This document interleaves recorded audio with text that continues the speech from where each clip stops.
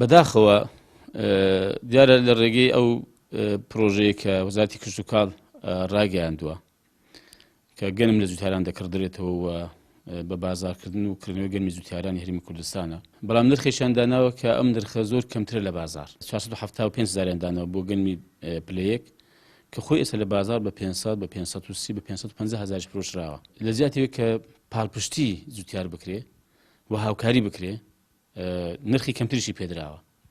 یعنی ئەمە مانای پاڵپشتیە، مانای هاوکاریکردنی جوتیارە، مانای ئەوەیە کە ئەتوو دەتەوێت بەرهەمی گەنم کە ینی بەرهەمێکی سەرەکیە بۆ هاوڵاتیان هەرێمی کوردستان ئەم بەرهەمە زیاد کراوە و پاڵپشتی کراوە.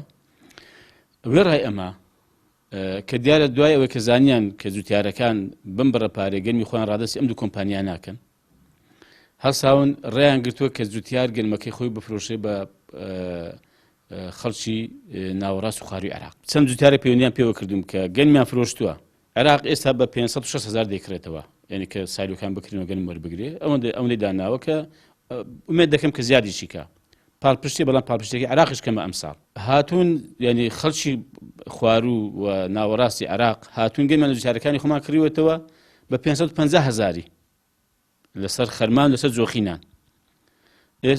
لە بازرگەکانی هەرێمی کوردستان ڕیان لێگرتوون کە ئەم گەنمانە ببەنە خوارەوە، بۆ ئەوەی ناچار بن بێنەوە ئێرە بە ناچاری گەنمەکانیان بە 475 یا بە 400 یا بە 325,000 کە گەنمی پلەسەیە بیدەن و ئەم دوو کۆمپانیایە.